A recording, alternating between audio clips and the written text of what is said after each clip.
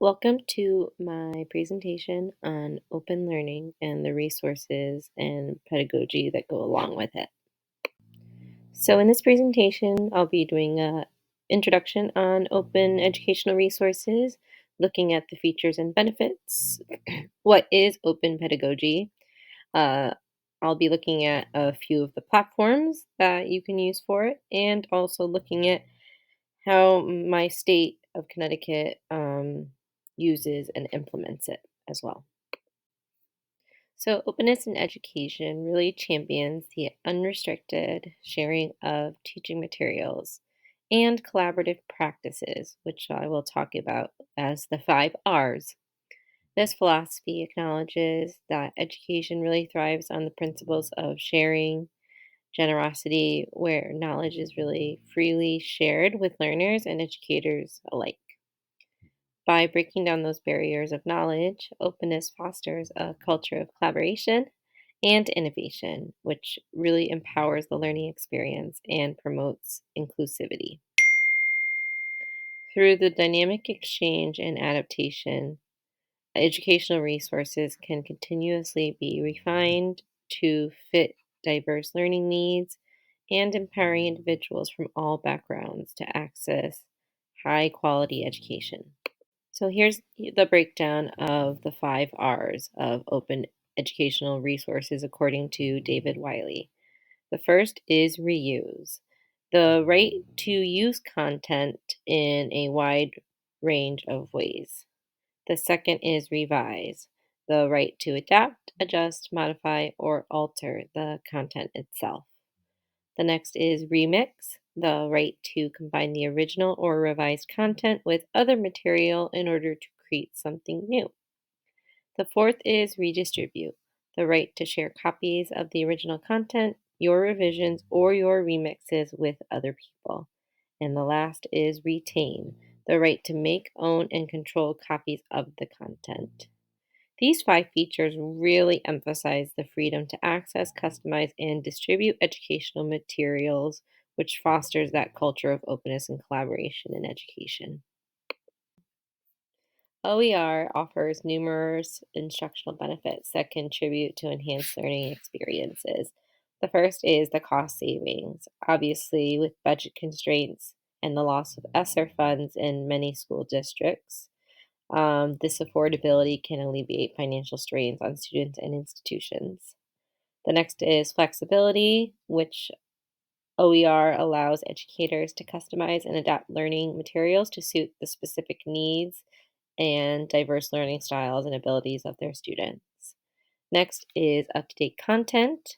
OER can easily be updated and revised to reflect latest research developments and best practices.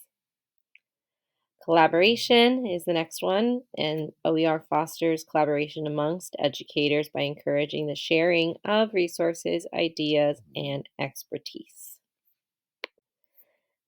Next is global reach. OER has the potential to really reach a global audience, which can transcend geographical and institutional boundaries. This can promote a cultural exchange, diversity, and dissemination of knowledge on a broader scale. Next is innovation and experimentation. OER encourages these things in teaching and learning practices. In this, educators have the freedom to explore new instructional strategies, technologies, and pedagogical approaches, fostering creativity and innovation in education. And last is legal and ethical awareness. OER promotes awareness of copyright laws, licensing, and ethical considerations related to the use of distribution of educational materials. This knowledge will empower learners and educators to make sure that they are navigating intellectual property issues responsibly. Overall, the instructional benefits of OER contribute to a more dynamic, inclusive, and effective educational environment where learners are empowered to engage actively in their education and educators have the resources and flexibility to support diverse learning needs. Now that we have a better understanding on what OER is, according to the research done by David Wiley, we can look at what is open pedagogy. And it's an approach to teaching that emphasizes three things: collaboration, transparency, and the use of open educational practices and resources. At its core, open pedagogy really wants to empower learners by actively involving them in the creation, adaptation, and the sharing of knowledge. And there are five key principles of open pedagogy. First, of course, is OER. And open pedagogy often involves the use of freely available OER, which can be customized, adapted, and shared without restrictions. The second is student agency and participation. Open pedagogy values this and encourages learners to play an active role in shaping their educational experiences. Students are invited to contribute to the creation of course materials, engage in peer collaboration, and participate in authentic real world projects. Third is transparency and collaboration. Open pedagogy promotes this transparency in the learning process, which includes how educational materials are created and also evaluated and shared. Collaboration is a huge piece of OER, and having it amongst students, educators, and any external stakeholders is encouraged. And in this fosters a sense of community and collective ownership of learning. Fourth is critical inquiry and reflection. Open pedagogy encourages this and reflection on the part of both educators and learners. Students are encouraged to question assumptions, engage with other perspectives, and evaluate the information critically. In this, it fosters deeper understanding and metacognitive skills. Finally, we look at connected learning. Open pedagogy emphasizes the importance of connected learning experiences that bridge formal and informal learning spaces. This approach leverages digital technologies and online networks to allow for collaboration, communication, and knowledge sharing beyond the confines of a classroom. Overall, open pedagogy represents a shift towards a more inclusive, participatory, and learner centered approach to education. So, as part of this assignment, I decided to take a look at two different programs for OER. And the first is the OER Commons.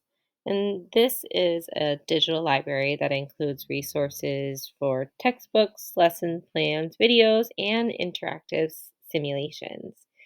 Educators can search for and contribute resources, collaborate with others, and create customized collections for their courses. It offers a vast collection of free, openly licensed educational materials. It provides a platform where educators can share across various subjects and grade levels and access a wide range of resources. Educators can search for resources based on subject, grade level, standards alignment, and resource type, making it easy to find materials that suit their educational needs. This platform also offers tools for users to remix and customize existing resources to better meet the specifics of their students or teaching contexts. OER Commons provides professional development resources and support for educators interested in integrating OER into their teaching practices. It's managed by the Institute for the Study of Knowledge Management and Education, which is a nonprofit organization dedicated to improving education through open knowledge practices. The second program I chose to look at is Merlot, Multimedia Educational Resource for Learning and Online Teaching. It is a free and open digital library of educational resources aimed at faculty, students, and institutions in higher education. It also offers a curated collection of peer-reviewed online teaching and learning materials, including materials of textbooks, tutorials, simulations, and multimedia resources. The resources cover a wide range of academic disciplines and topics, allowing users to find materials relevant to their courses and research interests. Merlot provides advanced search and filtering options, which enables users to easily locate materials based on subject area, material type, educational level, and language. Users can contribute to Merlot and participate in the peer review processes to ensure the quality and accuracy of materials available in the library. The platform offers tools for users to create personalized collections of all of these sources and also collaborate on projects and initiatives. Same with Merlot and OER Commons. They both provide professional development opportunities, including workshops, webinars, and conferences to support faculty in integrating this technology into their teaching practices. It serves as a hub of sorts for educators to connect, collaborate, and share their best practices in teaching. This program is maintained by the California State University System and is supported by a network of partners, institutions, and organizations that are dedicated to promoting excellence in online teaching and learning. I was happy to discover in my research that Connecticut has what's called Go Open CT, which is a statewide initiative in Connecticut that promotes the use of open educational resources in education. It's actually backed by the Commission for Educational Technology and is part of the national larger movement called Go Open, which aims at encouraging the adoption and creation of OER in schools and educational institutions. Go Open CT brings together teachers, professors, students, and educational leaders and policymakers who are committed to embracing OER across the state. Its goal is to promote the use of freely available and openly licensed educational materials to enhance teaching and learning. Here are, I've chosen to focus on four key points about Go Open CT. And the first is support and resources. The initiative provides support and resources for educators interested in using OER in their classroom. This includes access to planning guides, content resources, professional development opportunities, and tools for creating and sharing OER. The second is professional development. Go Open CT recognizes the importance of professional development for educators to effectively integrate OER into their teaching practices. It offers workshops, training sessions, and other professional development opportunities to help educators understand how to find, evaluate, and adapt and create OER. The third is community engagement. This initiative encourages the collaboration and community engagement amongst educators, administrators, and policymakers. It provides platforms for sharing ideas, experiences, and resources related to OER adoption and implementation. Lastly is advocacy and leadership. Go Open CT advocates for policies and practices that support widespread adoption of OER in Connecticut schools and educational institutions.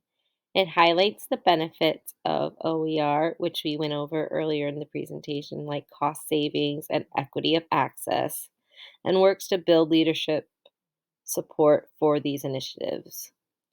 Overall, Go Open CT provides a vital role in promoting the use of these practices to enhance teaching and learning, empower educators and students, and advance educational equity and innovation across Connecticut. Thank you so much for listening, and I look forward to hearing how different schools and states incorporate this OER initiative.